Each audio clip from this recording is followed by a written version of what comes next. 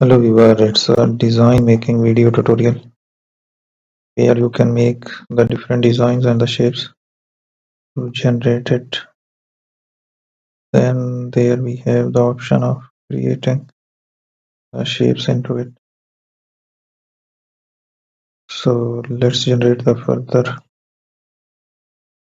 shapes and designs we can make with the help of these shapes we have taken there.